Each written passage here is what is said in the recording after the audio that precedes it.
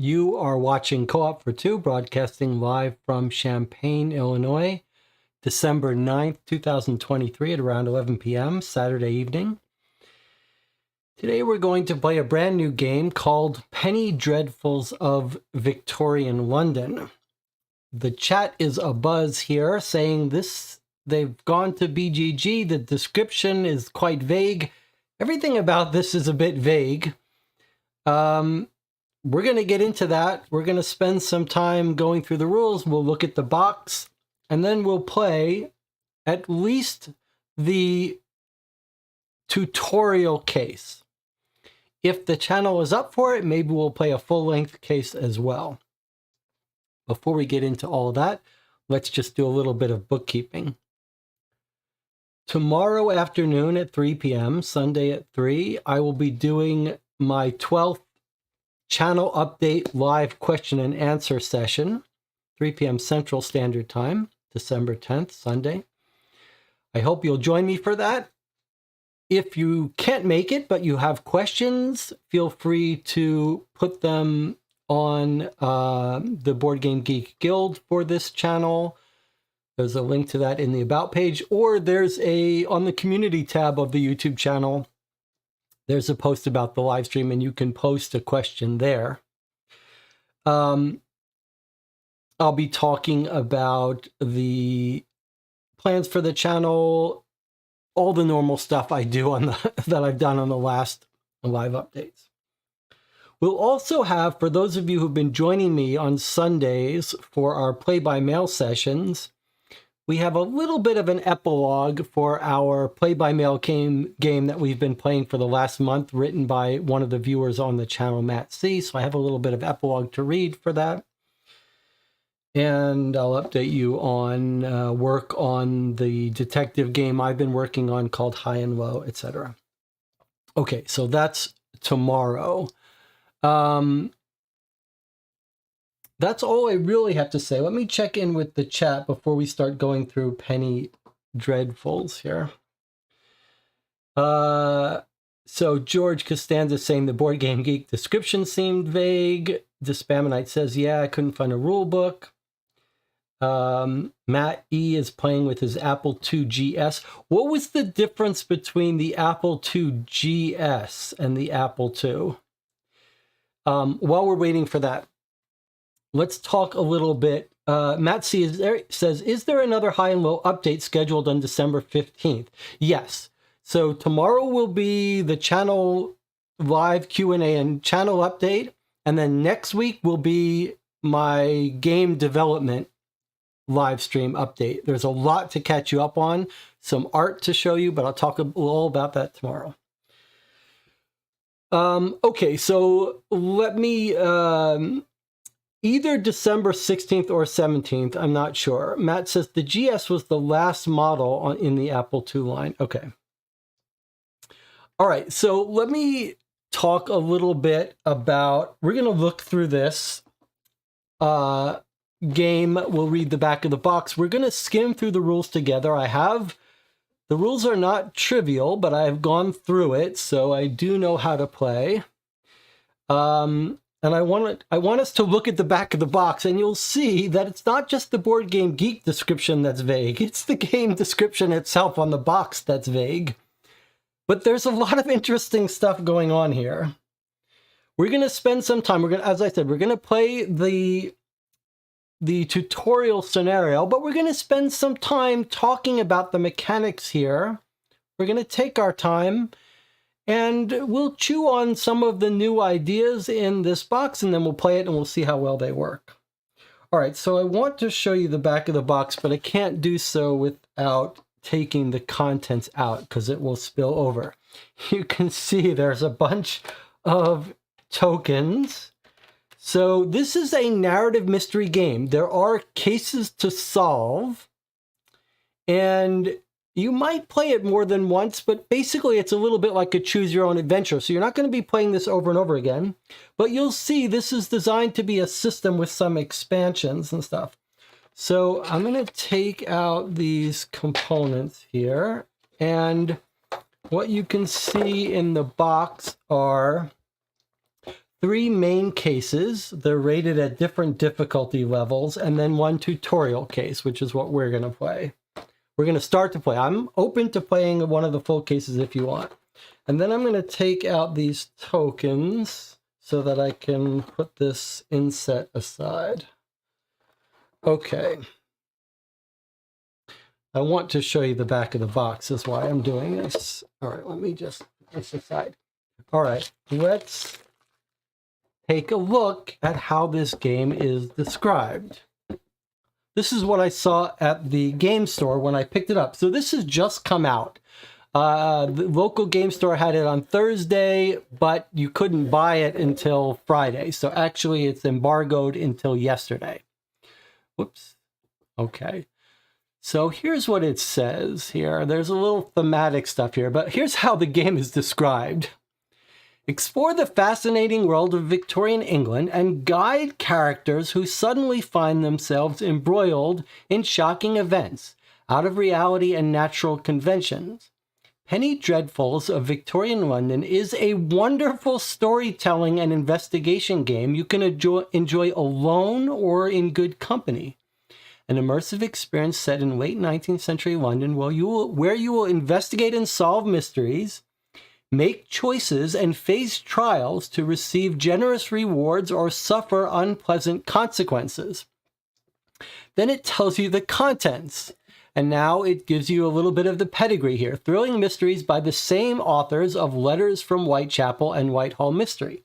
Okay, so if you don't know, Letters from Whitechapel is a hidden movement 1v-all game where most of the players are detectives trying to catch Jack the Ripper, who's going around killing people.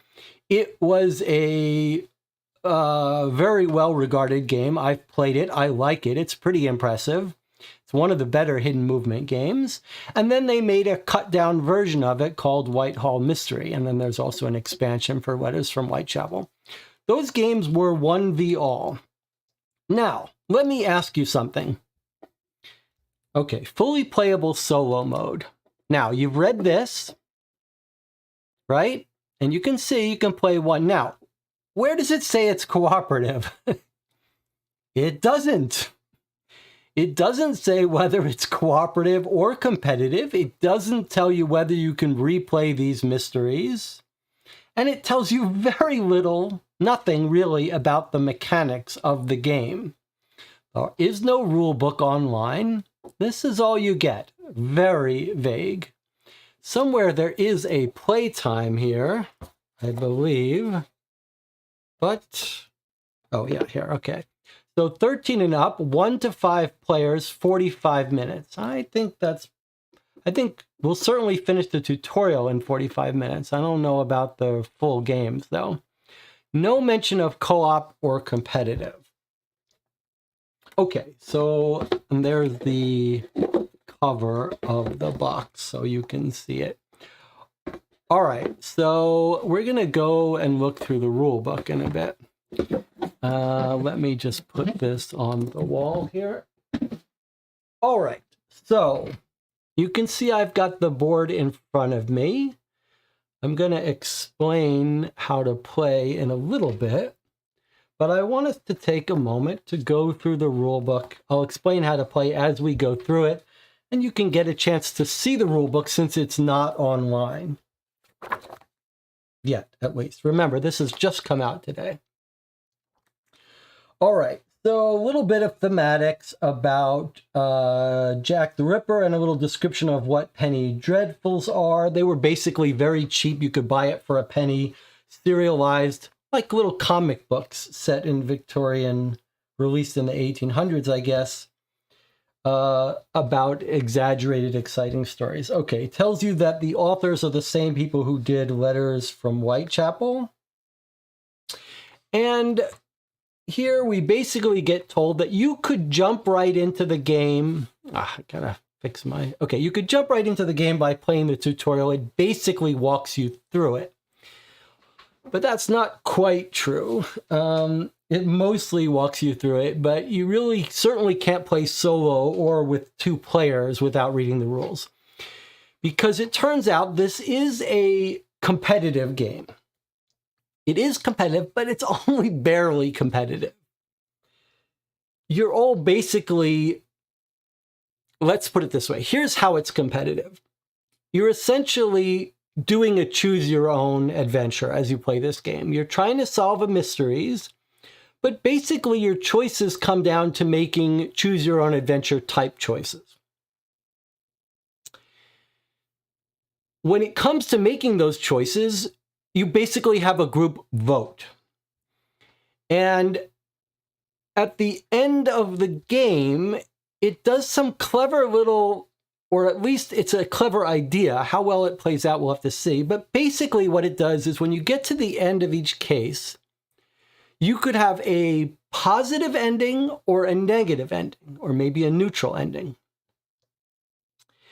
If you get the positive ending, then the people who were most influential in making the voting decisions, most often on the majority side, they'll get the victory. If you have a negative outcome, then the people who were least involved in influencing the group decision will win. It's a very odd, very interesting idea. So you're basically all as a group going to be going through this story as a group. You don't make separate decisions. You don't have separate things that you're doing. You're basically all playing as a group, and you're voting when it comes to decisions with the active player breaking ties. We'll get into that in a second. And then those who are most responsible for a positive victory will win, or least responsible for a negative victory. A very odd, very interesting idea. So you might ask, how do you play this solo? And in fact, two-player is the same problem, because two people would vote. If they vote differently, what do you do? Okay, so it turns out there actually is a kind of convoluted mechanic added for solo play. But because this feels like the competitive voting version isn't, it's not like you're trying to figure things out differently. It's mostly cooperative, shared experience. It feels like it's almost mostly a solo thing. It doesn't seem like it's going to be bad as a solo game. It's slightly different. And what I thought we would do is sort of play it. I thought we'd at least try to possibly play it where I give the audience some votes. You're independent voting for me. Now, I normally don't do that. And I've talked about not liking the YouTube channels that play games where they ask the audience every time there's a move, because of the YouTube delays. It's sort of painful. You're sitting there waiting for 10 seconds. But in this game, the voting decisions are not that often, and I think it'll be fairly straightforward. So what I think we'll try to do is when we get to a decision where we can, it's always voting A or B. You're always voting left or right choice between two choices. So when we get to such a decision, I'll put up a vote, and you guys can start voting. You'll just type vote left or vote right. You'll see the cards. You'll see what that means. But put in your vote right away as soon as I put it up. And then when I come time to make the decision, I'll give you guys a vote. So you might vote the same as me. You might vote differently than me. And you'll see how that will affect our chances of doing what we want. Okay, back to the rule book. So we can play the tutorial. It'll sort of teach us most of it, but I want us to go through the rule book a little bit more. I know this is painful for those of you who just want to play something, but that's what you get here. Okay. So then there's a little bit more about the Penny Dreadfuls. Now, here's the other thing to note. This is clearly designed as a system. And each of the three main cases were written by a different set of people. So one case written by the authors of the game, and then a couple other different people who wrote different cases. All right. Now, there are 3 or 4 pages that summarize some information that would be lovely to have on a summary page. It's a shame that it doesn't exist. There are some complaints I have about the rule book. But anyway, we'll refer to this if we need to. I did want to, let's see, each game is a variable number of turns with different possible outcomes, ranging from miserable failure to utter and satisfying success, all depending on how the players interpret the story, sharing the fate of their stars. There's lots of interesting different stuff that's happening here. We'll see. It's quite interesting. Okay, a little advert for letters from Whitechapel. Okay, description of the 3 main cases and difficulty levels. There's anguishing, terrifying, and horrible. Okay, now let's look at some of these parts here. We've got 3 little pawns here. By the way, the board that you see here is quite warped. I did my normal thing where I flex it to unbend it, and the moment I put any pressure on it, it ripped completely in half. So this is now taped. And then these pawns, you will injure yourself trying to get them out of here. I did my best to bend the plastic to get them, but basically you take your life into your hands trying to get these out. They're nice wooden pawns, but they're really close to impossible to get out.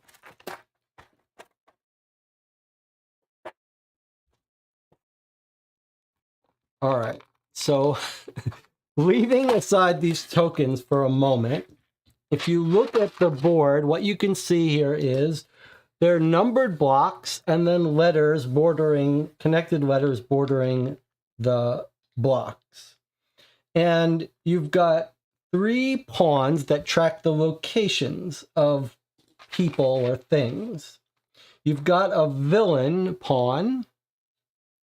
You've got a star, the stars of the story pawn. I think they start there. And then you've got co-stars. So these three pawns represent groups of characters that are going to be on cards, and they travel around the board. You don't get to decide where to move them. You don't move them. The story moves them. But they might end up near each other. Then maybe that's a dangerous situation if the villain ends up near the stars. And then the co-stars, I haven't seen any of those, so we'll see what those mean in a second. And then on the board, you can have these location tokens that the game will tell you to put out. So it might tell you to put out the warehouse at 5. And then it might say that you should move this guy here and interact with the warehouse in some way. And then these tokens, remember, this is like a system. These tokens are sort of generic tokens that are just used by the game to tell you about things. So the game might say you find an umbrella, take a black hexagon alpha thing and put it somewhere. And there's some description about when it would normally use the black color or certain shapes. We'll get into that. The black cubes are used for voting, and the white discs are used to sort of do a score tracking thing. All right, so I've gone over most of the tokens. The only token type I haven't talked about are these purple ones. These are the solo and 2-player tokens. You basically draw one randomly and it affects the vote. It affects votes and it affects tests. So we'll talk about that in a bit. The case decks are, as we've seen in many such games, ordered and stacked. So you'll go through them one at a time. They tend to be numbered, and a deck card will say, okay, go now, proceed to card number 6. You draw it and you read it and resolve it. Okay, little description of the board. basically this will get walked through as we play the game, so we don't need to go into any of this. So you just need to know that when you're around a block, you're adjacent to that block, and basically tells you the co-stars start here, the stars start here, the villain starts here, and you'll be directed when to move those around. The cubes, the game is going to tell us that we each get a certain number. We'll use those for voting. Okay. Let's see. Do we need to read anything more? There's sections around the board where we're supposed to put certain cards. So the co-stars cards go here. Sorry, the co-star cards go here near this colored indicator. The stars cards go here. We'll move this up a little bit. There's cards that get trashed that go here. Cards that go into an archive here that we can look at whenever we want. The game wants us to put the deck of cards up here. Since this is a bit of table hog, we'll do a little bit of adjusting. Here are the tokens for solo and 2-player rules. Cards for the villain would go here. Maybe I'll move this over. And cards for, these are called guest stars. They don't have a pawn. They're just sort of out and about. We don't have to track their location. All right.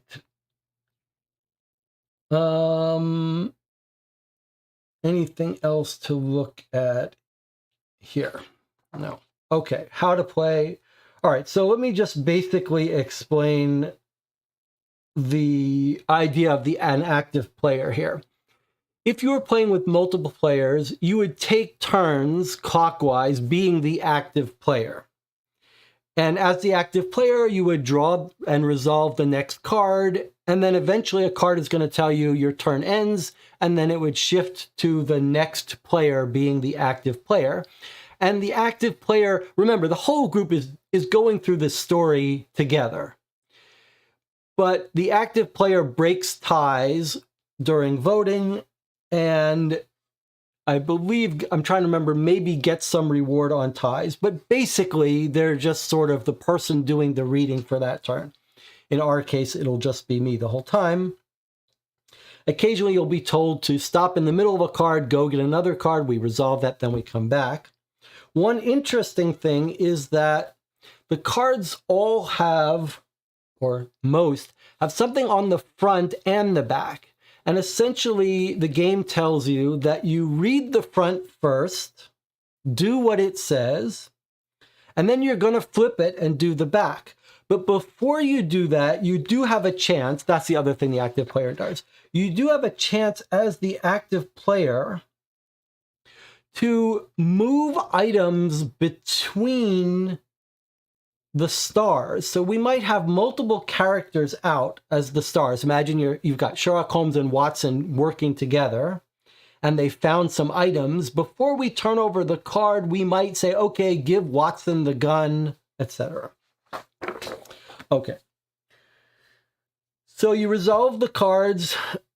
Sometimes a card is going to have you make a choice. Sometimes it's going to be a check to see if you have certain requirements. Then you would do branch A or branch B.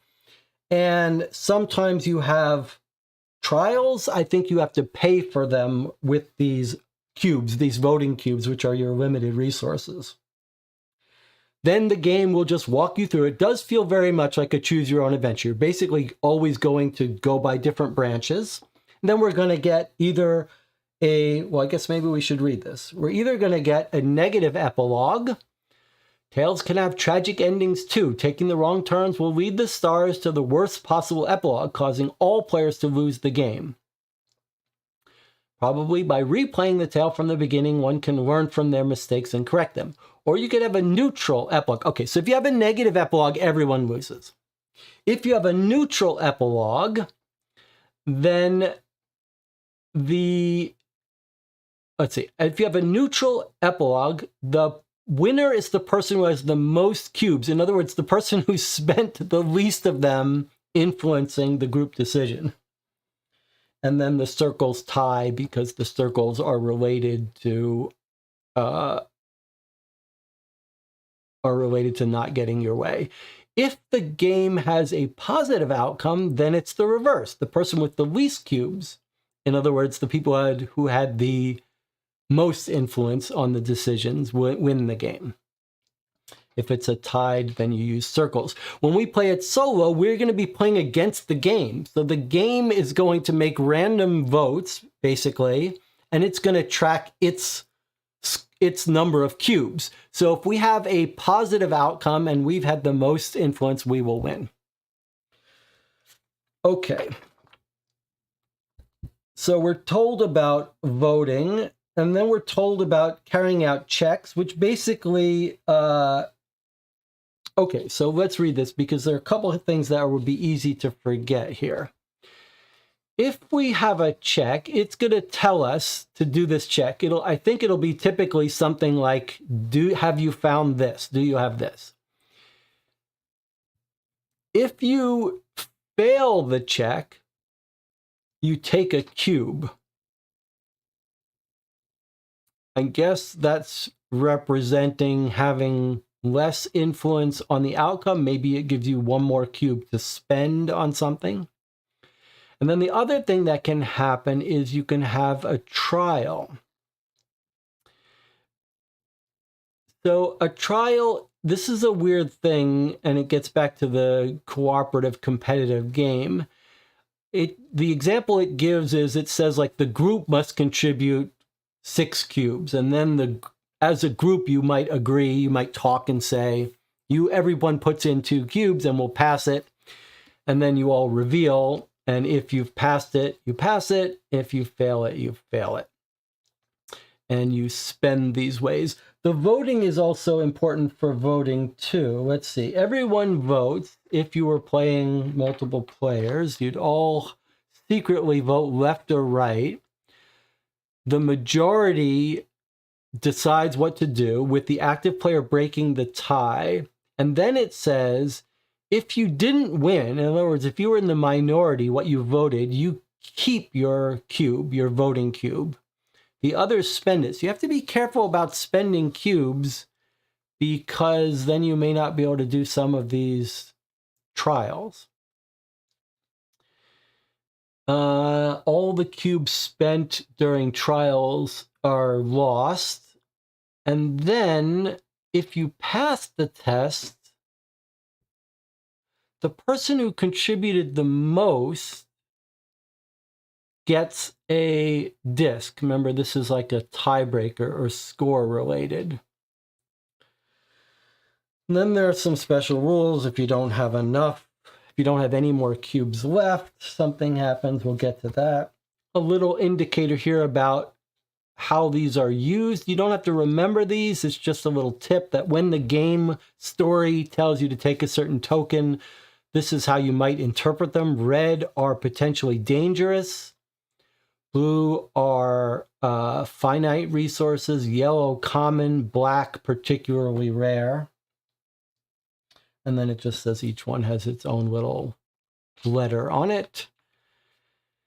Okay, when an item comes into play, it's assigned to cards or the game board. So it'll tell us to put it somewhere or to give it to someone. And then it says, the active player has the right to exchange them between compatible characters within the following limitations. So normally you can give it between the 2 stars. My example with Holmes and Watson, if they're traveling together and they're both the stars, you can pass it between them. And it says they can be managed with the co-stars only if both pawns, yellow and orange, are adjacent. So if, for example, the game told us that our stars, Watson and Holmes, had some umbrella, and the co-star was their Wiggins, if they ended up in adjacent places, then we could take the token representing the umbrella and give it from Watson to Wiggins, and then he might move along. Remember, though, you don't get to choose to move these. They happen automatically in the story. So I haven't seen that happen yet, but that's something that could happen. Okay, we're almost ready. So now the game says to watch out, because Items can be negatively affected by villains. People could get injured if they don't have if you ran into a villain without the knife, then maybe it could injure you. Important, it is part of the game to correctly deduce how to make the most of a specific item. By playing, you will understand how managing chits is crucial, especially before new cards come into play. If the active player wants to assign an item to a star and thereby exceeds the maximum limit imposed by the tale, they'll have to tell us that. After the assignment, they must remove from the game one of the chits. So maybe the game will tell us this person can only carry one thing, so you can only choose what to do. Some cards require to be assigned to specific characters, etc. Now, I did want to read you, before I go into the two-player stuff, I did want to read you the part about the warning about the mystery. Okay, here, let's read this together.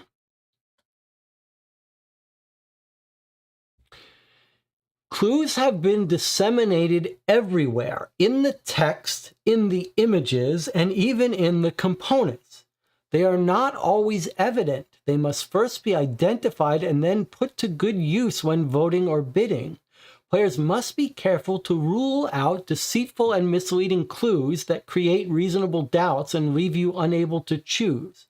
You must never forget the bizarre situation characters find themselves in and their state of mind. Immerse yourself in the tale.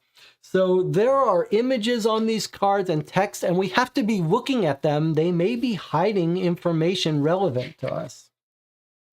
Okay. You probably thought you were just going to enjoy a gameplay session here. You didn't realize we were going to be reading the rule book together. Okay, now, this is a little nerve-wracking here, but let me just show you. Oops, maybe I should keep this here. Okay, let me just show you the solo and two-player rules. It's this, and this.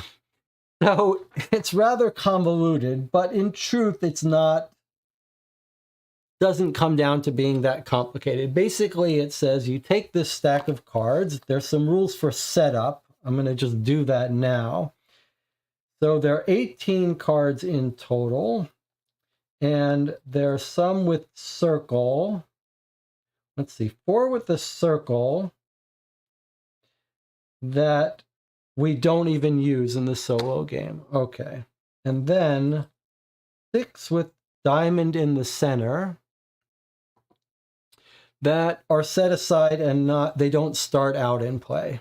So we just put those aside. Okay. That gives us 8 that we're playing with. Now let me explain how these work. You'll notice that for our black, for our white, when we have a test, a vote on what to do, or a trial, we're going to flip one of these tokens over. If it's a choice of what to do, then we use the top of the token with the hand, like this. If it's a trial, then we look at the bottom here. These tokens are basically the way the game, you treat the game like another player, so the game gets to vote.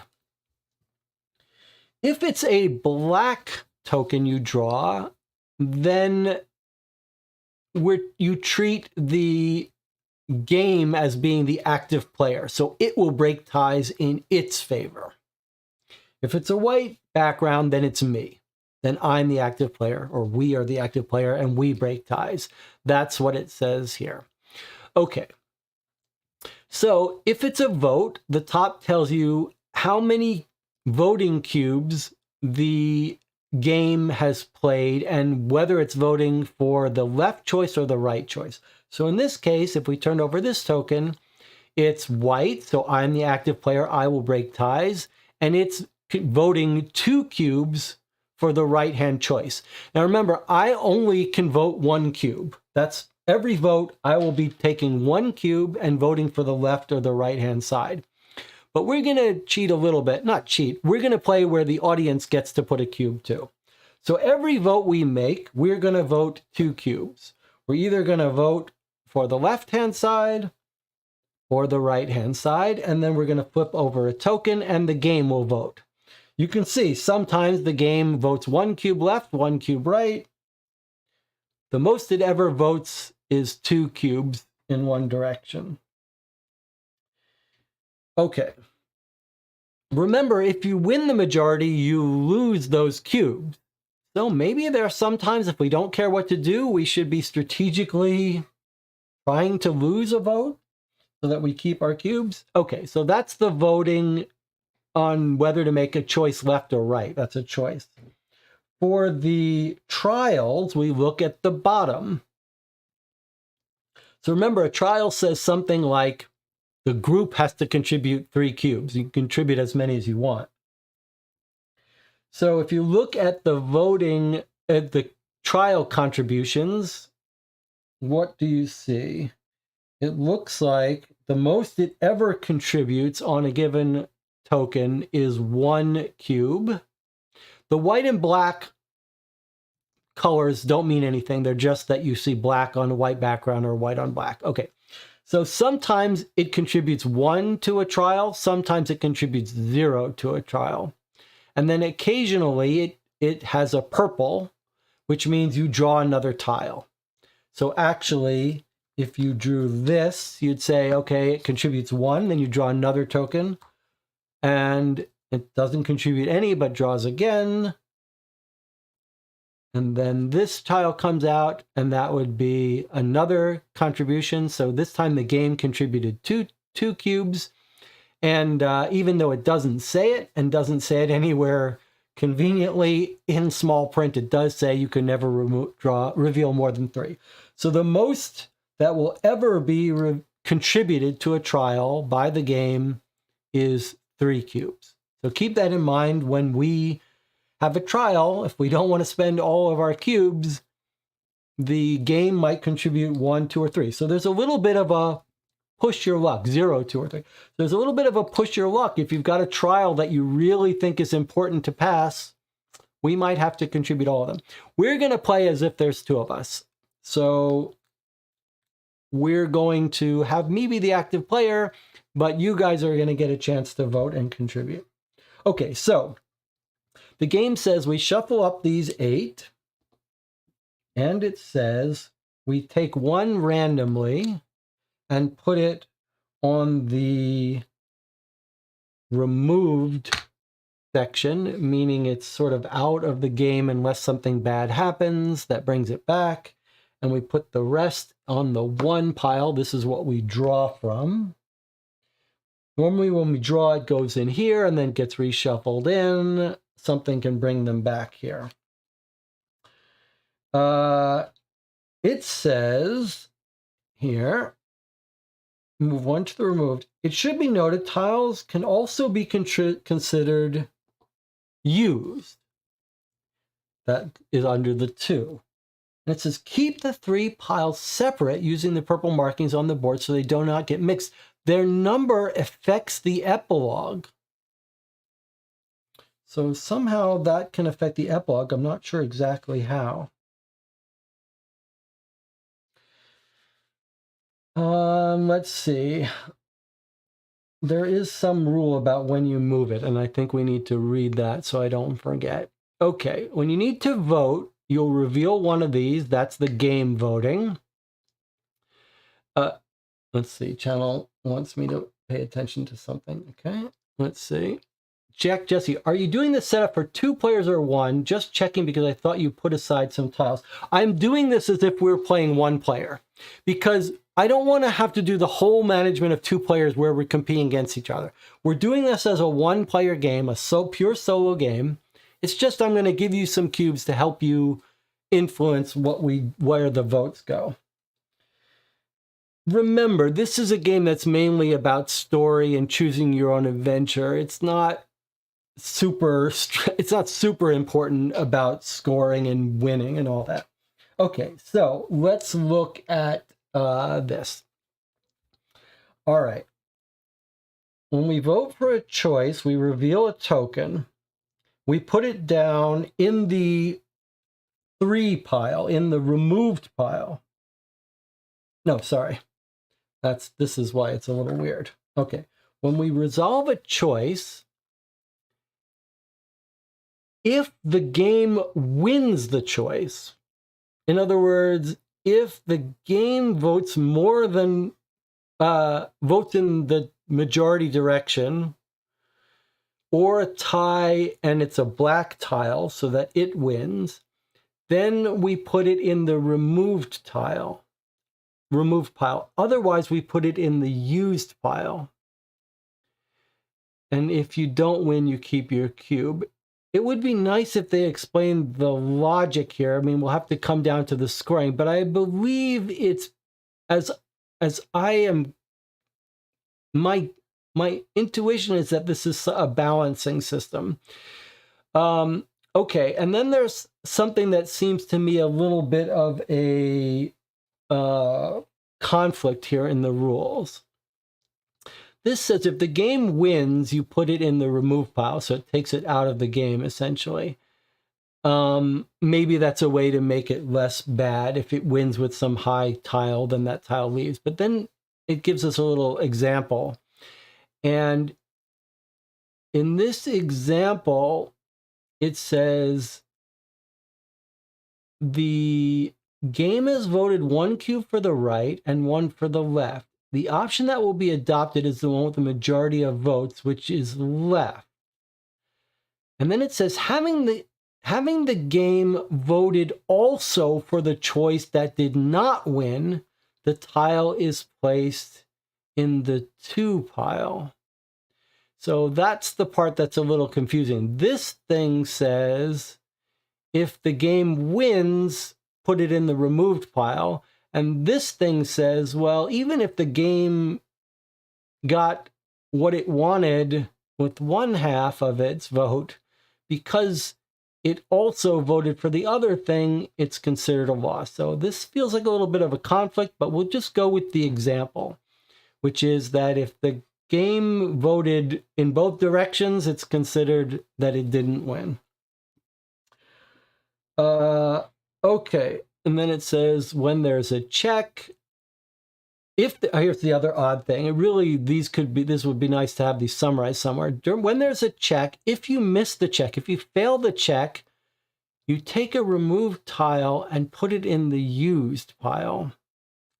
Not clear exactly why what's the point of that. And then for trials, you reveal the tile, never more than 3. The first one tells you who's the active player. I know this seems convoluted, but it's not so bad. It'll walk us through it, and we'll get the hang of it as we go. Then it says all the revealed tiles become removed. As if playing a normal game, whoever bids the most receives a disc as a reward. Remember, that could make the difference between winning or losing. It breaks ties in the end. And then it says, therefore, it's possible for the game to earn discs or us to earn discs. So that might be a reason why we would contribute more cubes in a trial, because we want to get these discs. But I think they're only for score, so it's a little bit dangerous. Okay, let's see. When the solo game, the winners determine, the game compares the number of available tiles. Oh, here it is telling us how it's scoring these. The number of available tiles plus the number of used ones with the number of cubes each player still has, scoring any discs. The game is over. The tale has reached a neutral epilogue. Remember, neutral, you're blaming people for contributing. So player 1 is 2 cubes, 1 disc. Player 2 is 3 cubes. The game is a total of 3 tiles, and it has no disc.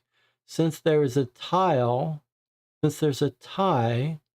player with the highest number of discs wins.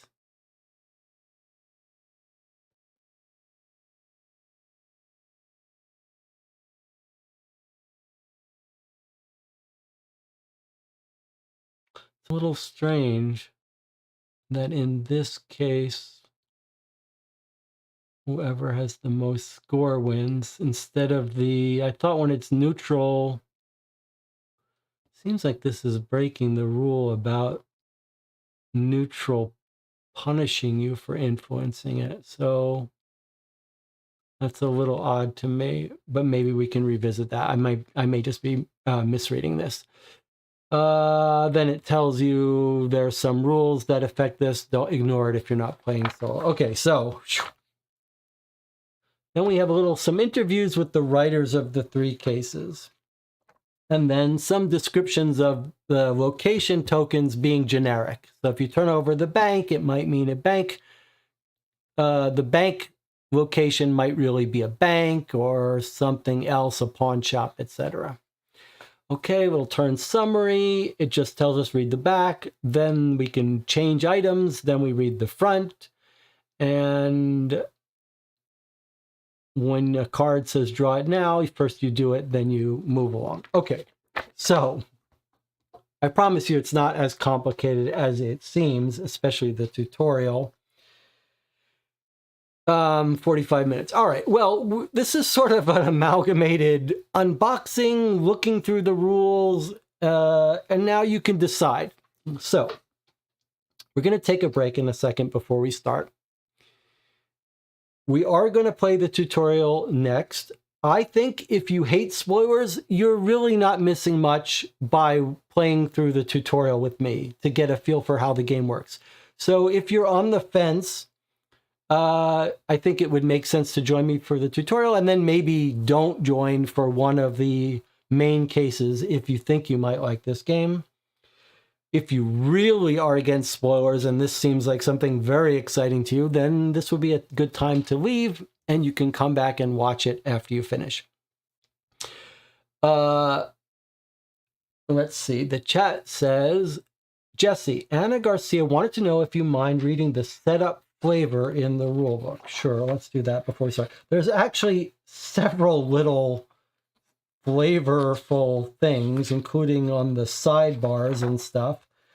But let's read the first 2. Okay.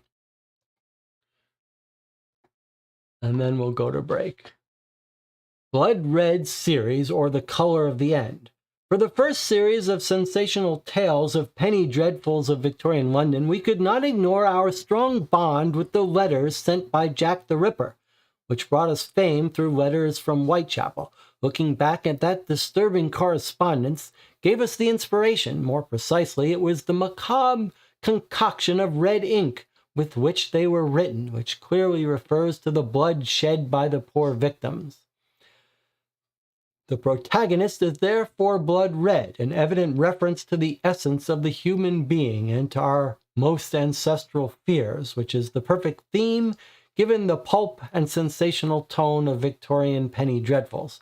So follow us on this bloody journey that starts exploring the infinite potential of this game system, which will try to scare you with unpredictable plots and from time to time with decidedly and inevitably excessive violence. A series of tales that are not afraid of death. As Scotland Yard back then, the bleeding bodies that you will discover during the investigations will give you the strength to continue searching for the truth, even when it seems inescapably elusive. This wants to be a true tribute to the writers who, almost 2 centuries ago, wrote one-penny stories that included blood in the title, creating that imagery that has forever revolutionized our way of experiencing horror. Tales for those who are not afraid to get dirty with the blood of victims and perpetrators. Have fun with our funny little games, as yours truly, Jack the Ripper, would call them. All right. And then we've got a little bit of premise here. Okay, I guess we can read this. Penny Dreadfuls were short illustrated periodicals, very popular in the United Kingdom in the second half of the 19th century. They were very cheap booklets, costing just 1 copper penny and offering short stories with vivid and popular themes narrated with an emphatic and sensationalist style. Despite the low cultural value, Penny Dreadfuls gave birth to a genre that has constantly evolved to this day. Premise. During the 19th century, London developed into the largest city in the world and became the capital of the British Empire. Its population went up from about 1 million residents in 1800 to almost 7 million towards the end of that century, i.e. the period between 1850 and 1899, during which our sensational tales are set. Most of its population was forced into miserable living conditions in overcrowded and unhealthy homes. In 1829, the Metropolitan Police was established and its policemen were nicknamed Bobbies, after Robert Peel, the Home Secretary who founded the force. London was then transformed by the Metropolitan Railway, which allowed suburbs to be developed. However, the rapid growth worsened the class struggle that pushed the middle class to move to the suburbs, leaving the city center to the poor people. London soon had to face difficult health conditions as well. Sewers discharged directly into the River Thames. This led to bacterial proliferation in the particularly hot and dry summer of 1858, when the river was low, spreading a nauseating smell throughout London, remembered as the Great Stink. Polluted water is also used for drinking, caused an epidemic among the population, forcing the Parliament to build a sewer system. As the capital of a mighty empire, London became very appealing for Irish, Jewish, Asian, and especially Chinese immigrants. Many famous buildings were built during the 19th century: Trafalgar Square, Big Ben and the Houses of Parliament, the Royal Albert Hall, the Victorian Albert Museum, and even the Tower Bridge. Prepare yourself, as this metropolitan scenario will be the setting for our author's sensational tales of terror. Okay, there we go. We're going to take our first 8-minute break here. As I said, if you want to join us for the playthrough of the tutorial, I'll see you in 8 minutes. Otherwise, if you want to step out, congratulations for making it this far. I'll see you in 8 minutes.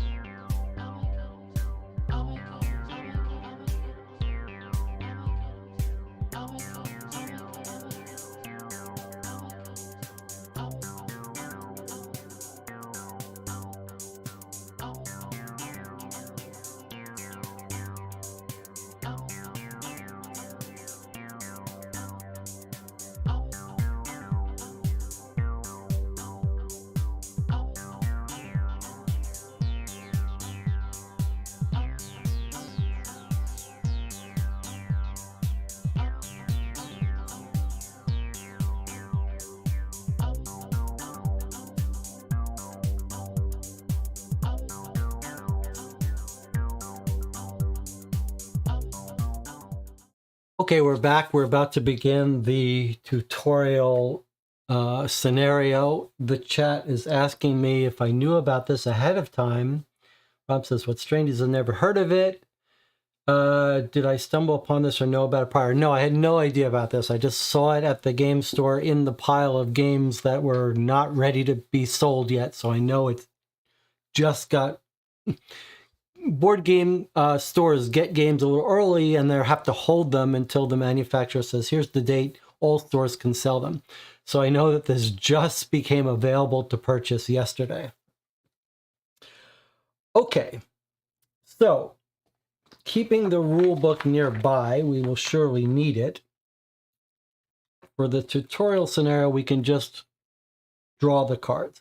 So the game wants these to be put up here near this white, but I'm just going to put these a little bit closer so we can see them. Maybe I'll put them here. Okay, so I don't want you to read that. Don't pay attention to that. Okay, so we're just going to do one card at a time. The tutorial will walk us through it a little bit. Let me zoom in, hopefully, so you can read these with me. Okay, so we've got the authors of this case called Letters from Whitechapel or Funny Little Games. Start here. From now on, whoever receives a card is the active player and must read aloud for everyone's benefit. That'll always be me. Set up the game board in the center of the table, flip this card over and continue reading aloud. Okay, London, Whitechapel District, Thursday, 30th of August, 1888. Some call this neighborhood hell, the maze of crowded and foul-smelling alleys. Unfortunately for the less fortunate, this is home. There are prostitutes on every block, wretched, as they call them, and never was a term more appropriate. Welcome to the East End. Welcome to the streets of Whitechapel. Without shuffling or looking at the other cards in this story, place this deck next to the white pile marking on the board, the one reserved for the sensational tale you choose to play. Pass the turn to the player on your left, who must take the top card of the pile, numbered 1, and before revealing it, must read all the instructions on the back. So we would do that now, I guess, and then place this card face down next to the gray pile marking on the board. It's the bin where cards can no longer be looked at. If they feature something important, you'll have to remember it. Okay, so when we throw something in the bin, it goes face down. We're not allowed to look at it again. Do you remember what the date was? Doesn't matter. Okay, then the next card gets drawn. Each card is marked with a number to identify it. Not all of them come into play before the end of the game. Everyone now takes 5 black wooden cubes. They are used to vote and bid. If a tale has a positive ending, whoever keeps the least wins. In other words, the most you have influence, the group will win. And if the tale, otherwise, whoever keeps the most wins. So it's just as I told you before, you lose cubes when your vote influences the group. So if you have very few cubes at the end, it means you had lots of influence. If you have all your cubes, it means you had very little influence. And therefore, if it's a neutral outcome, then you win because you didn't drive the group to a bad ending. Okay, now, so here's what we're going to do. I'm going to give myself 5, as it says. Maybe I'll put them over here so we can see them while I'm playing. And I'm going to give the audience 5. And I'm going to put these in a little tray here. Okay, so that's the audience's 5. So when I ask the audience to vote, you'll have to do so quick because I really do not want to spend large amounts of time just waiting. But everyone just quickly type vote, left or right, whatever your thing is. And if I don't get an answer quickly, I'll just decide. But you have to vote when it comes time to vote. Anyway, so there's that. Then flip the card over and continue reading aloud. Star of the tale, the yellow pawn. Place the yellow pawn into play on space A. Okay, so the star represents some person, we don't know who yet, starts on A for this game. Players will move it by voting for the choices, bidding for the trials, and passing the checks. The stars will encounter as you read out the plot, moving it from space to space along the dotted lines. Pass the turn to the player on your left, who must take card 2 on top of the white pile. Before revealing, must read all the instructions on the back. That's the same rules of everything. You always read the back before you flip over, and then this gets thrown away.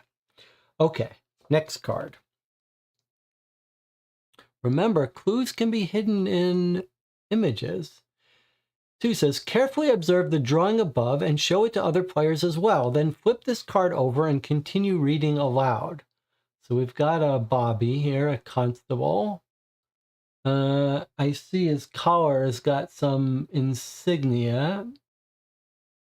Maybe you should try to remember that. It kind of looks like a 0-1 and then a backwards L or something.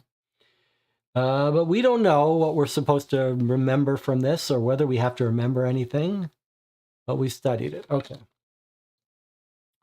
John Neal, J Division. I guess that's what that is there. That must be a J for J Division. John Neal, J Division Patrolman. He's the star of this tale, and he is represented by the yellow pawn on A. Badge number 59168. He's 37 years old, is 5'7", and has dark brown hair and eyes.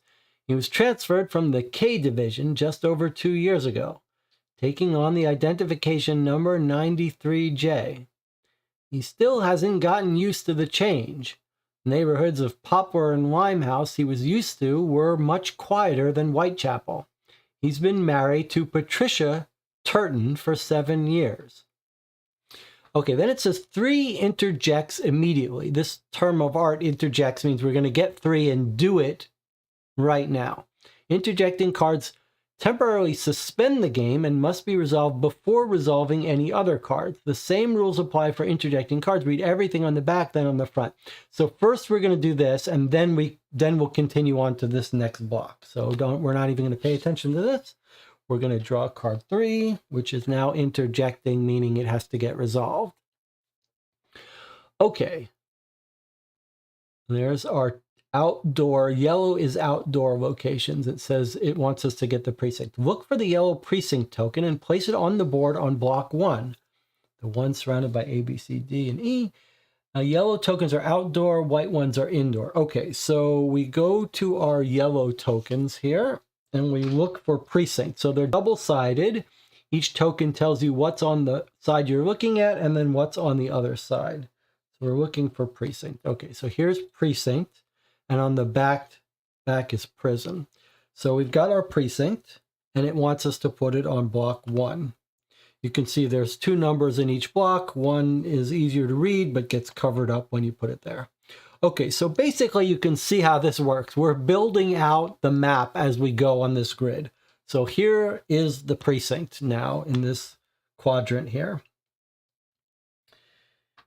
Okay, so we read the front. We've looked at the picture. If that's important, it doesn't look like it is. And now we're turning over the other side.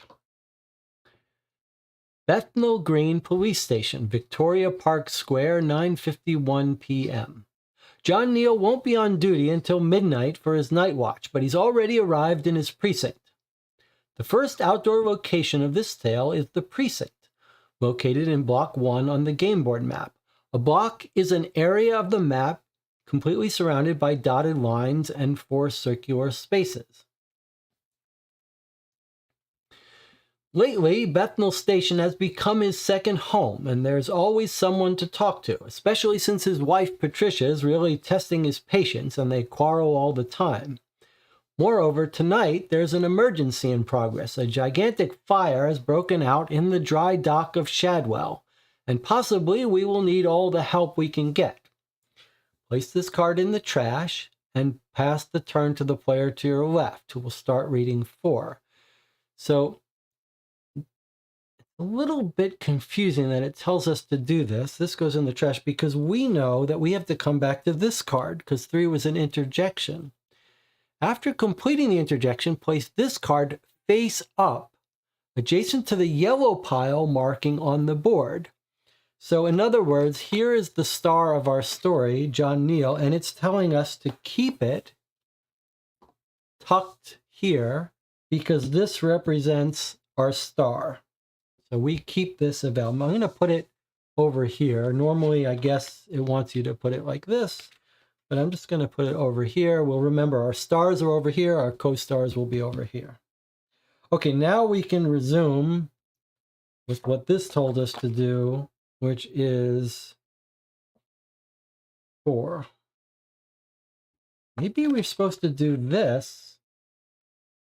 It's a little weird, this interjecting. We're supposed to resolve this card completely. So maybe what it actually meant is that before we follow this, we should keep doing this. A little weird. All right, it doesn't really matter in this case. Now we know we have to get card 4. Okay, what is card 4? Yeah, okay, let's see. Card 4 looks like a docks, some ships.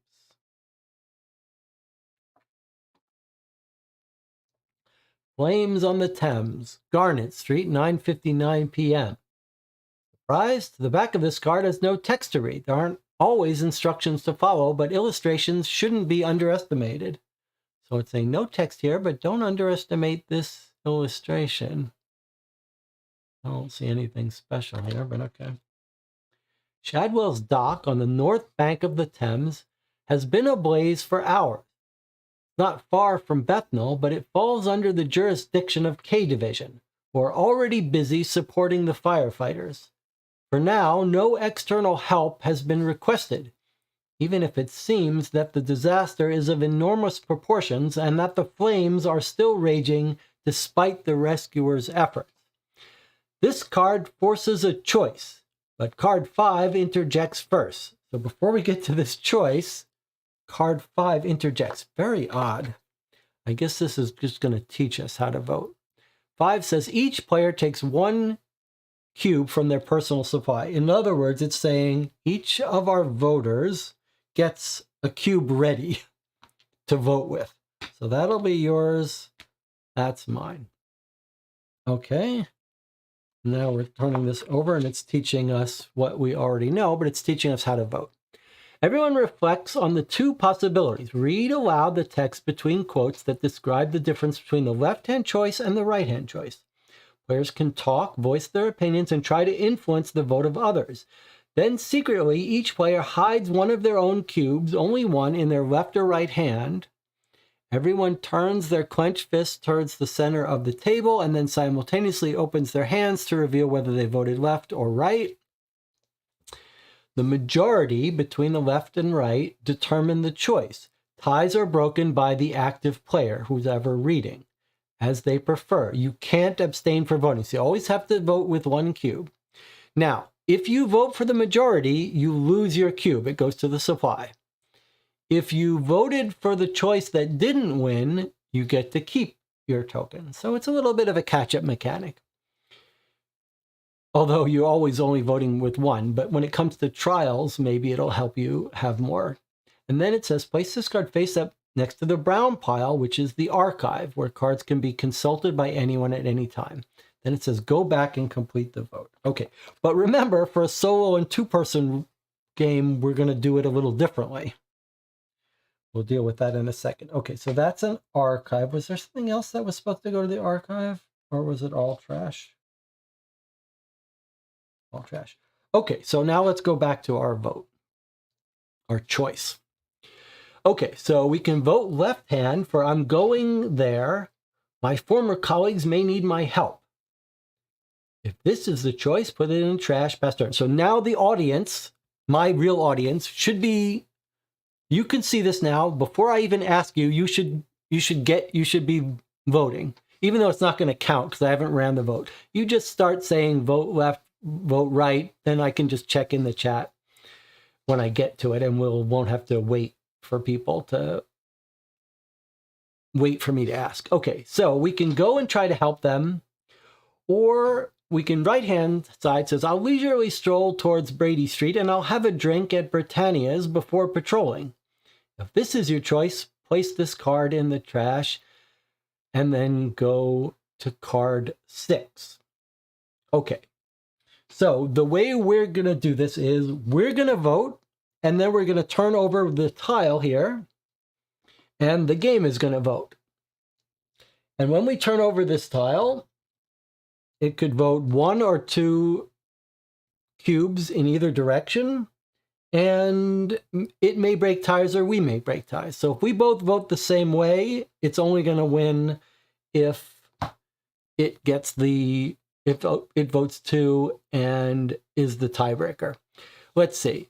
We've got, oh boy, I can see I'm going to have to, there's a bunch of people playing here. All right, let's see what we got. Right.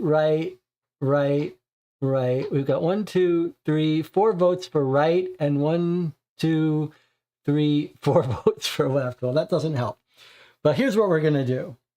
I'm going to vote to leisurely stroll and take a drink.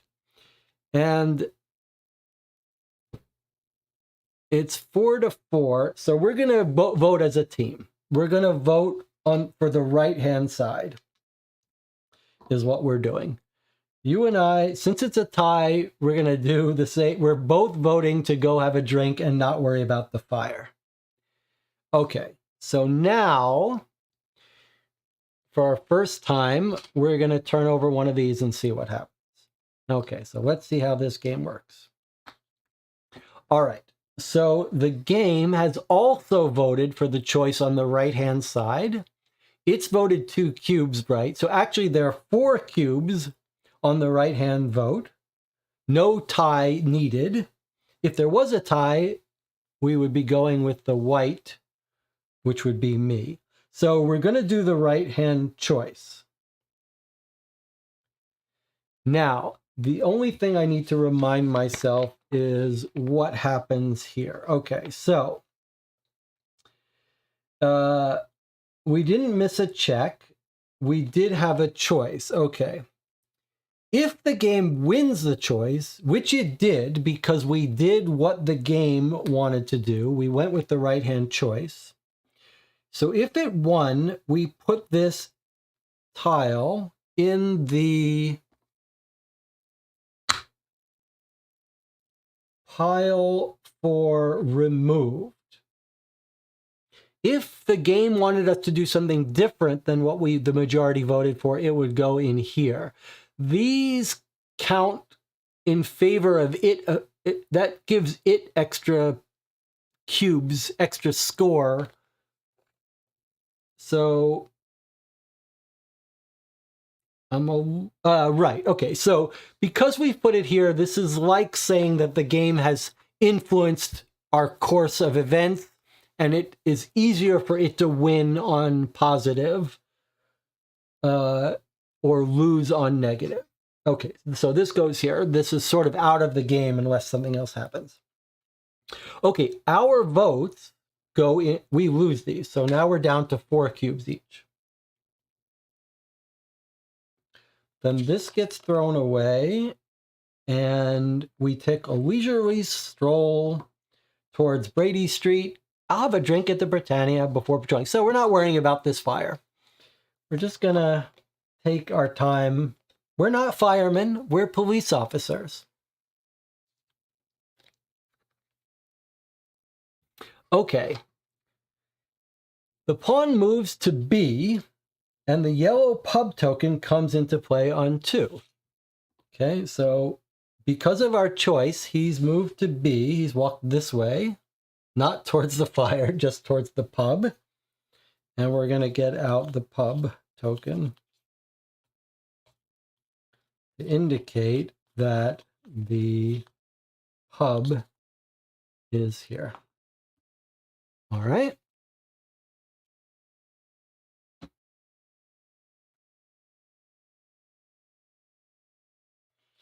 Let's flip it over and see what we got now. A drink at Britannia's, Dorset Street, 10:17 p.m. John Neal enters the Britannia's pub, his usual stop before and after work. As he's walking to the bar, he's distracted by an argument that is taking place at a secluded table next to the entrance. Two women, standing, are yelling at each other, while two others, seated, look at them dumbfounded. The noisiest one suddenly calms down, hastily puts on her coat, and leaves the room with an uncertain step, dismissing those present by declaring that she cannot waste any more time because there's a carriage waiting for her outside. Neil recognizes the woman left standing. She's Emily Holland, one of the many wretched souls who live in the slums of Whitechapel.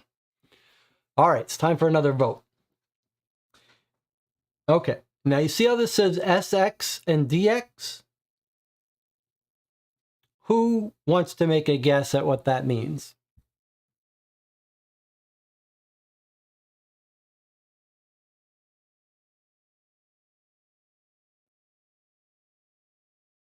What is SX and DX? Who can use their mystery deduction and guess that?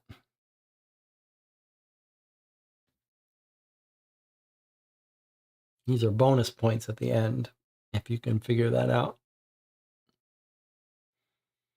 All right, well, it's taking too long to get an answer. Isn't sinister left-handed? Okay, these are translation errors, little typos in the game. I've seen them a couple other places.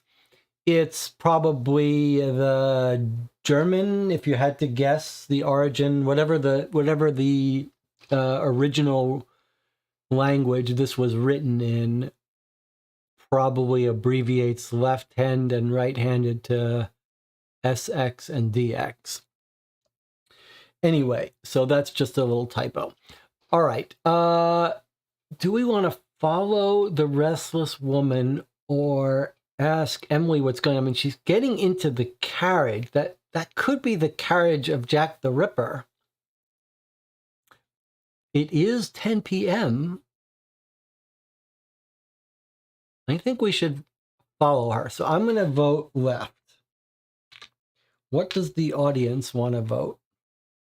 Let's see. We've got someone is helping me keep tally, which I really do appreciate. Yes, if you could help me keep tally. I did not realize we we're going to have so many people voting. 5-2 left. So the audience is also voting left. So that's it. The voting has ended. 2 votes left is what we're doing. Okay, so now let us see what the game votes. All right, so the game voted 1 left, 1 right. That's 3-1, so we're still going to do what we wanted to do. It's black means it would break ties, not relevant for us, but it did not win. And since it did not win, it did not get what it wanted, we put this in this pile.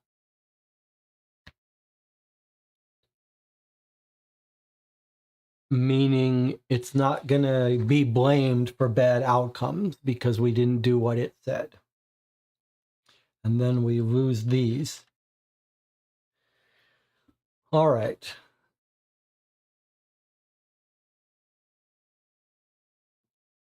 So we decided to follow the woman to see if she's going to get in Jack the Ripper's cab. So we throw this away and take the 9 card. Okay. So this gets thrown away and we bypass the 7 and the 8 and take the 9. Okay. It says the star of our story, the cop, goes to E. So this guy walks up to E. There's the carriage. Let's take a look at it. Can't see who's in there. A suspicious carriage. Commercial Street, 10:35 p.m. The coachman opens the carriage door, and a man's hand, wrapped in an elegant black glove, helps the woman get on board. The coachman, realizing the policeman is near, pulls up the collar of his jacket as if to hide his face. He quickly climbs to the box and promptly sets off the horses with a crack of his whip. Increasingly suspicious, Neil begins to run after the carriage, trying to make out some distinctive sign. Okay, this is exciting. This card is a trial, and in order for the star, John Neal, to pass it, players must collectively bid a total of cubes equal to the number of players times 2.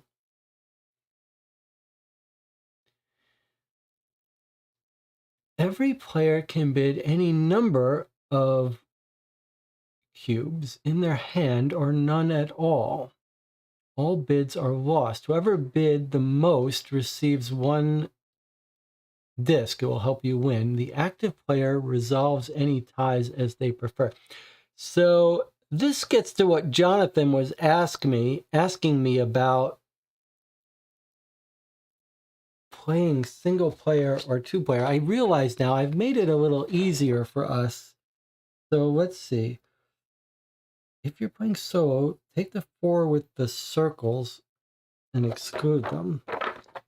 So let's just take a break for it. Let's just stop for a second. If we were playing with 2 people to vote, we would have added these back in. These don't look that different. I'm going to throw these back in to make the game a little harder for us because we're pretending as if we have 2 people voting collaboratively. Okay, so we are going to play. I changed my mind. We are going to play as if there were 2 players. We're just going to we're only going to worry about me winning. So, but now that means there's 2 players. So we actually have to put in 4 cubes if we want to win. But remember, the game's going to put in some cubes too. It could put in anywhere from 0 to 3. How important is it for us to pass this? I don't feel like I want to waste all of our cubes.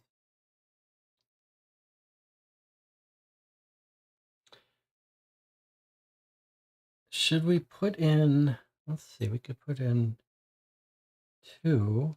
If we put in 2, we've got a good chance of losing this. I think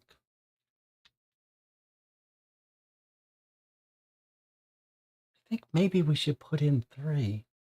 It gives us a very good chance of passing it. I don't know if we're going to have another test. Do these cubes count towards our victory if we succeed? Asks the chat. If we get a positive ending, it's good that we spend all our cubes. George Costanza says it's us versus Jesse now. We want to spend all our cubes if we're going to get a positive ending. We don't want to spend them if we're going to get a negative ending. But we may have other trials to compete in. That's why it's a little risky here. All right, we're going to play 3. I'm going to throw in 1 extra of mine, so you guys will have more cubes left over. All right, so now we're going to turn over 1 of these. So we've bid 3. This would be secret normally, but you could talk about it and agree. So we need 1 more cube in a trial to pass. So we flip this over. Okay. This says he's contributing we're breaking ties because it's white. He's contributing 1 cube plus we draw another. Okay. So he contributed a total of 2 cubes. So that gives us a total of 5 with everyone involved. We have to get at least 4, so we did pass. Now, let's read the rule about a trial. Okay, so you draw no more than 3. All 2 trials revealed thus become removed. Whoever bids the most cubes receives a disc as a reward. Okay, so now, I put in 2, the audience put in 1, and the game put in 2. So the game and I are tied, but white was the tile we drew first, meaning I stay the active player, so I break the ties. So I choose to give myself a white disc, which will help me win the game. And then these go into the removed pile here, which doesn't help the game win. And I guess this stack here actually affects whether the game is going to win or not too. The more we get over to here, the more we get credit. Little weird. Okay. And then we all take all of the cubes we spent and put them in the supply. Just remember, you guys have 2 now, and I only have 1. So if there's another trial, you're going to win. Okay, so we passed. This goes in the trash. And we draw 13. Okay. That goes in the trash, and we go all the way to 13. Okay. So we've got a house. Have we followed it? Is that what's happened? We tried to make out some sign. All right, so the pawn moves to I, and the shelter comes into play. Okay, so our pawn is moving straight up, chasing the carriage down the road. And shelter.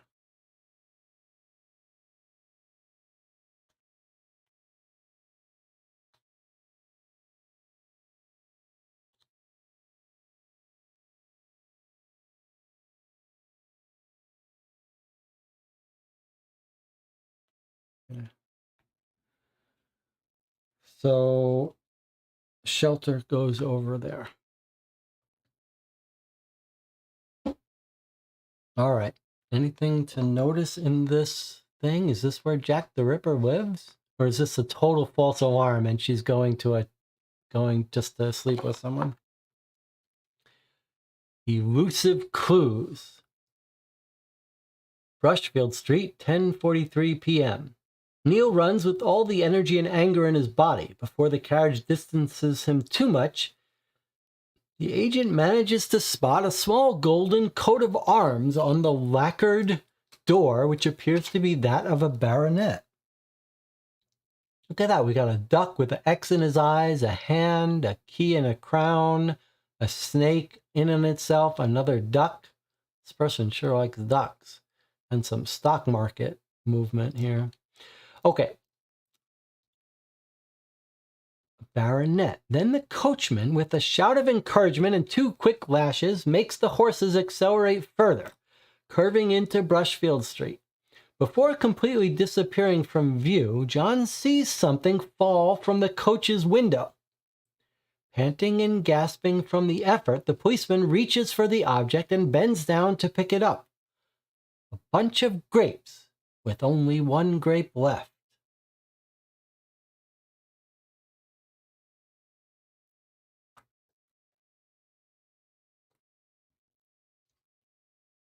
The chat is asking, in trials, do we get to vote on how many cubes to put in? We do. I just can't. I can't. As I said, like, there are channels that fully let the audience make all their decisions, but it just takes too much time. So I'm going to get the gist of what you want to do, and then I'll have to speed things along by making judgment calls.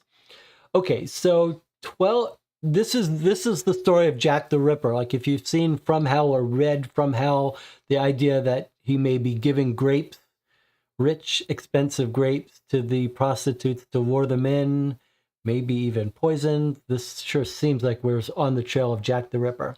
Okay, so we picked up the grapes with only 1 grape left, and then it says 12 interjects. So before we continue reading, we go get 12. Oh, look at that. That's the branch of grapes with only one grape left. All right. And we resolve that. Put this one on hold and resolve this. Items. It's a matter of shape and color. Each item has a color, red for potentially dangerous, blue for consumables, yellow for common use, and black for rarities, a shape, circular, triangular, square, and pentagonal, and a letter of the Greek alphabet, alpha, beta, gamma, or delta, to make them unambiguous. Choose whether to assign the alpha circular blue chit to John Neal's card in the yellow pile near the board. It is an item, but you don't know if it will be useful. If you don't assign it, remove it from the game.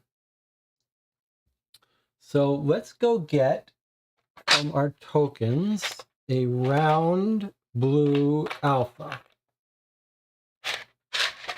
Okay, so there's our round blue alpha. Now it says, it's a bunch of grapes to which only one grape is attached, particularly shiny as if it had been wet. Poison on it. Poison or something that might knock you out. It could be laudanum, a compound made from alcohol and opium that's used as a pain reliever. Okay, so now here's a question. If we pick this up and hold it, are we gonna get knocked out? It's weird that it's giving us the choice. So we have a choice now. We can either give it to our patrolman to carry around with him. I mean, surely he's smart enough to hold it by the branch and stem, not by the grape, right? He's not going to eat it, is he? Doesn't seem like we want to throw it away. Shouldn't we have it analyzed? All right, so we're gonna keep it. It seems very weird to not keep it. So I'm just gonna put it on his thing as it told me. Remember, it normally would want these to go down here, but we're just gonna put this over here. All right, so it said, choose whether you want to take it. If not, if you don't want it, throw it away. We're gonna keep it. It has an alcoholic scent and a hint of cloves. Okay, so then we put this in the archive where we can read it whenever we want. That's over here in our archive, face up. And we go back to this. With the restless soul, John Neal resigns himself to heading towards Brady Street and begins his normal round of patrols. Put this card in the archive, pass the turn, and 14 comes into play. Okay, so we tracked it down. We saw a coat of arms. We picked up the grapes, and now we're going back. Now we've lost it. It's gone off. This is in our archive, so we could look at this whenever we want. And now we get card 14.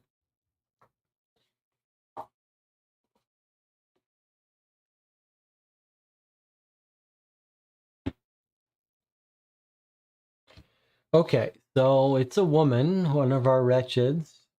Anything to notice about her that's important? It doesn't look happy. The star, our guy, John Neal, moves to M. So he goes to M. Okay. Remember, at this point, if there were multiple stars, we could have them share stuff before we flip this over. Once we flip this over, it's too late. So if there was something important he had to do with this, like eat it, we'd have to do this before we flipped it over. Okay. The blood games begin. Bucks Row, 3:45 a.m. After scouting Brady Street, Whitechapel Road, Baker's Row, Thomas Street, and Queen Anne Street, John Neal takes Bucks Row. Halfway down the road, on the sidewalk in front of the warehouse's stable's door, the policeman sees a body on the ground. It's a woman lying on her back. She seems to be asleep. 2 more steps and John's breath catches in his throat. That ulster with big shiny buttons, too big for such a tiny body. Another step and he steps on something. One of the buttons has come off. He picks it up and observes it. The image of a woman on horseback accompanied by a man is carved on it. John is certain, even before bending over her, the woman has been killed. This card is a check. To succeed, John Neal must have the blue circular alpha chit. Otherwise, the check is missed. So here's our first, we've done a trial now, we've done choices, and this is our first check.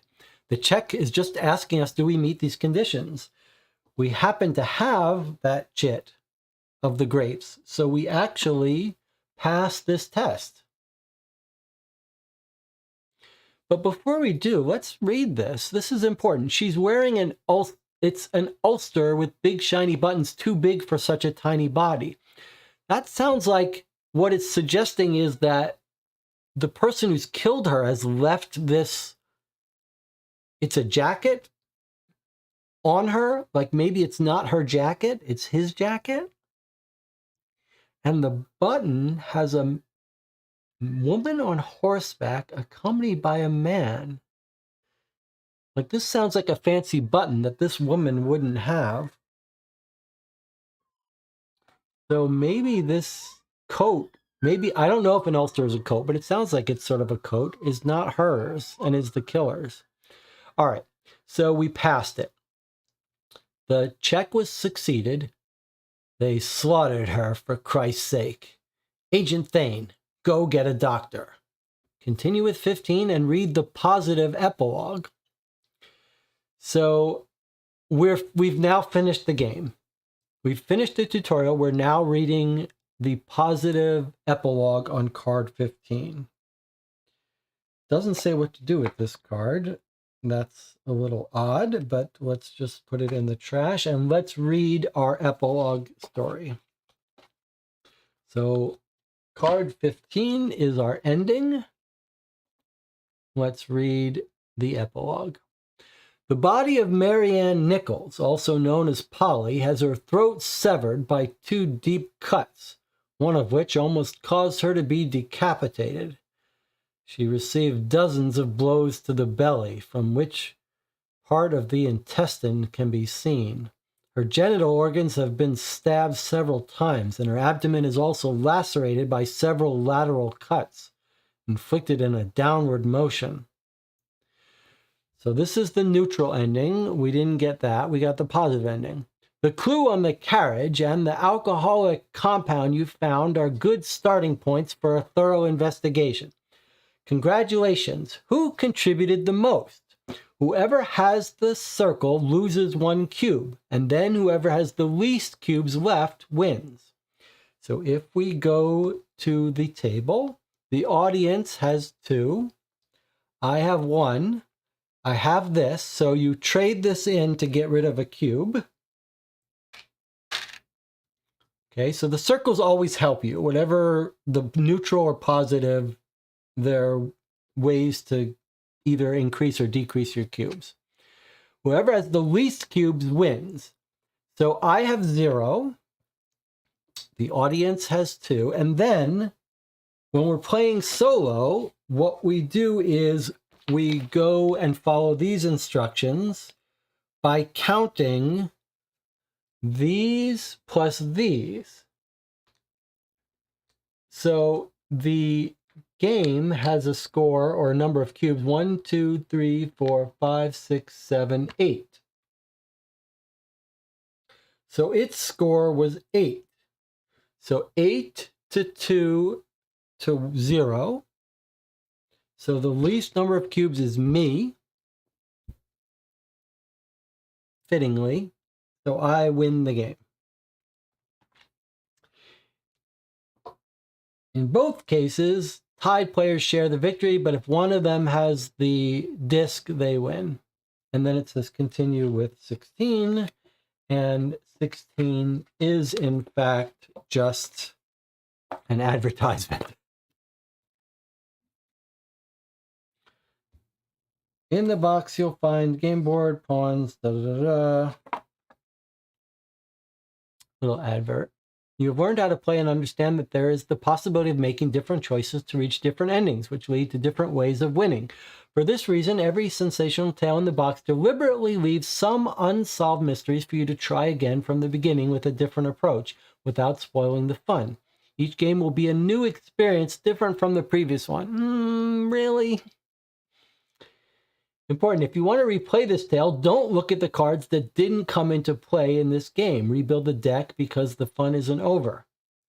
Does this tale continue? The secrets of Whitechapel could be the focus of other episodes. Follow Cobblepot Games on our main social networks to find out more. So nothing carries over to the next case. The cases aren't connected. You don't bring over items. I'm going to leave the board set up so we can talk about it a little bit. Let's just look at how many cards we didn't see. So this is just the cover page. So there are 4 cards we didn't see in our playthrough because of the choices we made and the things we passed or failed. So 16 cards in this, about 16 cards in this tutorial mission. The real cases have 72. So what? That makes it 3.5 or so, or 40, 64, a little more than 4 times as many cards in a real case than this case. So this was a little small case, but you got a good picture of how items work, how things move around. I mean, we didn't have a villain, we didn't have co-stars, but you saw what happened. It moved us around when we made certain choices. All right, so here's what we're going to do. I want to talk to the chat. I want to hear what you guys thought. I want to give some thoughts of my own, although this is clearly only a little taste of the game. I hope you'll stick around to give your thoughts or put your thoughts in the chat. If you watch this after the fact, put your thoughts in the comments.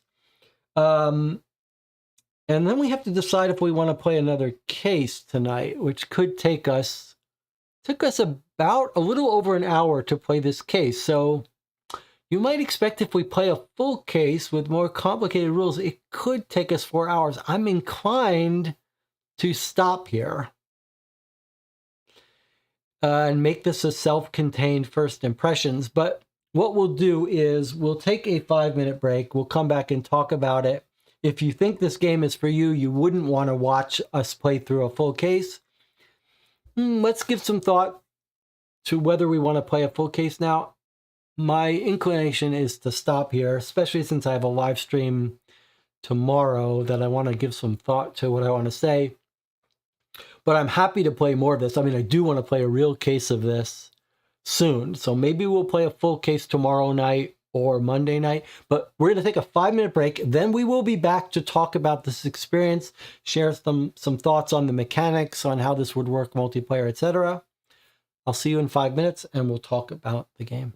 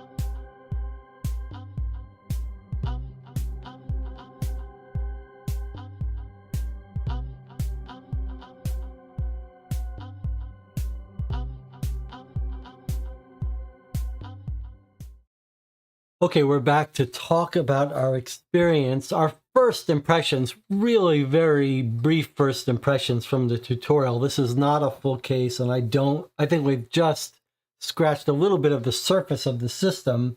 There's a lot that we haven't seen, so we definitely can't pass judgment on this, but we have enough to make some first impression observations. Let me check in with the chat and see what the chat has to say. Let me use my new technology to scroll up here. So the first thing to say is about the cost. This costs $49 at my local game store. Remember, it's just come out, so it won't be that much in a couple months. But boy, that does feel pretty expensive for 3 cases. But maybe if they make some expansions as decks of cards, you can see each case is just a deck of cards, a nice big stack of cards in a normal case. So $50 for 3 cases is very high, it feels to me. But if you got future cases for $10 each, then maybe it amortizes okay. The Spamonite says, I was going to say the board feels unneeded just based on the tutorial. Perhaps in the regular tale, the locations will matter more. It's absolutely true that in our playthrough, the board and the locations was just a script and it had 0 impact on anything. However, you can see the rules say that you could be in danger. Maybe in future choices, you'd have decisions of going here or there, which might put you closer to one person or another. You could imagine the game has mechanics for sharing items between stars and each other, or stars and co-stars. So you could imagine if there was a game where Holmes and Watson were one place and Wiggins was another place, and you knew you had to get something to Wiggins, then maybe you'd be trying to make choices that would bring you guys in proximity. It is very odd to have a board where you don't choose where to go. Basically, the story is moving these things on its own, and you're just making always binary choices, and that leads to movement on the board. Very unusual. Certainly in the tutorial, it seemed pointless, but maybe in the real missions it does. And it's clear that occasionally in future missions, things will come out on the board that you may want to go to. It's a very interesting idea, though, that you can't directly influence things, but you're always making these binary decisions. But I'll have to see more of it before I can pass judgment on it. Rob says, case was extremely short. Even if the real ones are 4 times larger, I'm wondering how detailed they can be. The mechanics seem clunky, says DJ Moneycut. Matt C says, considering it's a tutorial, it would be more fair to review after a case, but the red flags are waving everywhere so far. The game making choices for us is such a weird mechanic. The Spamonite says, one person winning also feels weird, like it's cooperative, but only up to a point. I do agree that I find it odd that you would end a game of this and have one person be the winner. However, the chat is then talking about the thing that seems interesting to me. Rob says, I wonder how much of that comes in play in reality. I'm hoping the board matters more in the actual story. Jonathan says, I don't hate this idea of group voting through a choose-your-own-adventure. I think it's been tried in some recent horror computer games. Having it be a little competitive seems interesting. The Spamonite says, I like the idea of voting for decisions in groups. Rob says, the voting and having a single person winning is kind of new. I don't mind that, and I think it can work. So let me talk about that for a second, because I think that's kind of fascinating. We've seen a bunch of mystery competitive games, and they almost all work by having each player only have access to certain information. Like a player goes here, reads something secretly. What's so cool here, actually, the really cool idea here, I think, is that essentially this is the group always being in sync. you're doing activities, you're making choices as a group, and you're always following one path of this story, which is what you would do if you normally played a game like this that was purely cooperative. Most of the games that are cooperative like this are just say, hey, the players as a group decide where to go. And maybe if they can't decide, the active player makes a decision. This is really trying to do something interesting with the voting. And I really think it is quite interesting because they're doing two things. First, they're saying, here's a formal way of voting. You all secretly vote for what choice. You can discuss it. You can talk about it. So if you wanted to play it purely cooperative, you'd all agree we're going to do this. We'll all vote for this. So, but the first thing is this idea of letting the group vote. And you could imagine if you played this with 6 players, this could actually scale up. It's one of the few games like this, mystery games, that could scale up to 6 players because you're still reading just one story. It's just one story going on. You're not making separate decisions. You're just having votes when it comes time. And you could imagine with 6 people, you might get half the group saying, oh my God, we have to do this, and half the group saying we have to do this. So you have this vote. You could try to talk each other into it. You vote. But what's actually really clever, and this gets to the idea of winning, like the abstract idea of having one person win a game like this that feels cooperative feels like might rub you the wrong way. But think about how clever that this is here. Imagine you're playing your 6 people, and 4 of the people say, we should go here. We should not pick up the grapes. And the other 2 players say, oh my God, you're crazy. We need to pick up those grapes to win this game. And the mechanics of this game say, look, if those 2 players get overruled and lose the vote, they're going to get a little told you so token. Basically, the game says, we're going to remember that you guys didn't want to do these things that the majority forced you to do. And in the end, you're going to get a better score because of that, because you tried to tell the group not to do the things that it did. That is so clever.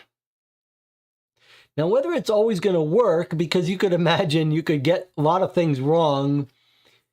If the group does a bunch of things wrong, then it's going to be hard to figure out who really should have been blamed. But that is such a clever sort of compensation. And it feels like there are a bunch of compensatory mechanics, catch-up mechanics in this game. So if you don't vote with the majority, you get your cubes back. If you spend the most effort in a trial and contribute the most cubes, you get a reward for that. Lots of little things like that seem like they're designed to maybe make it so by the time you get to the end, you could be able to say, well, this person contributed the most, or this group. It's really quite clever. Certainly, we didn't see it come into practice here with this tutorial, but as a system, it's very intriguing. And then I think we should talk a little bit. Well, let me talk with the chat. Then we'll talk a little bit about the solo version. So we're not gonna play another case today. I think it's the smart thing to do is to end after only 2.5 hours and be fresh and play another case in a few days or so. Okay, let's see. The Spamonite says, overall, it feels like it could right now, just based on the tutorial. We could play solo, make a decision thing. Cube would be energy. John says, I'd also say they didn't exactly tell a super compelling story in the prologue case, which seems a misstep. I agree with that. Matt says, I'm really disliking this, but I'll remain optimistic that you guys have a better experience with the first case. The Spamonite says, get rid of the board and make location cards. That makes sense to me. Rob says, I think parts of the board design is down to them wanting to make it similar to their previous games. I think I agree with everyone so far that this location cards would make more sense, at least in this prologue tutorial, but maybe it'll make more sense later. Jonathan says, I'm a bit worried with that these story system games that they will not get expanded on. I think Detective City of Angels was hoping to sell individual cases. I don't think it's worked out. Well, they have made some expansions for Detective City of Angels. That is an interesting comparison to this, though. Detective City of Angels specifically works on is another cooperative mystery solving. that uses the much more standard idea that different players see different information and take turns. This is much more of a group activity, but voting has a little bit of that social deduction, dead of winter type feel to it.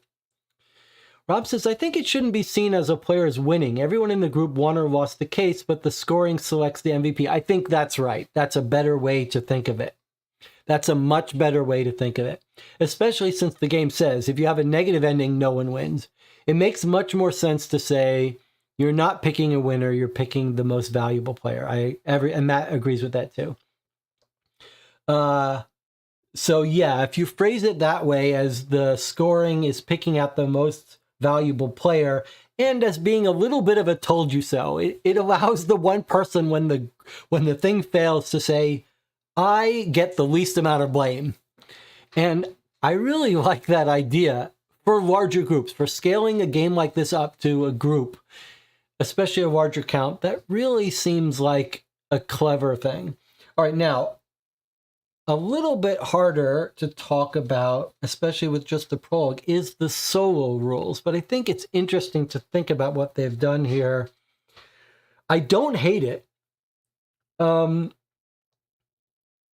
I think what you sort of trade off is you trade off this group dynamics of taking blame for the group decisions. You trade them off for a little bit of push your luck element. And it feels a little bit convoluted and finicky, and if the rules could use a better little summary, but I don't hate the little bit of push your luck, because you could see what happened when we encountered that trial, and we were like, well, how important is it that we have control over this decision? And how important is it for us to pass this test? Do we want to risk a bunch of cubes and ensure that we're going to pass this test? Or do we want to keep our cubes for a more important test? I mean, I can absolutely see how you might have a bad time with the game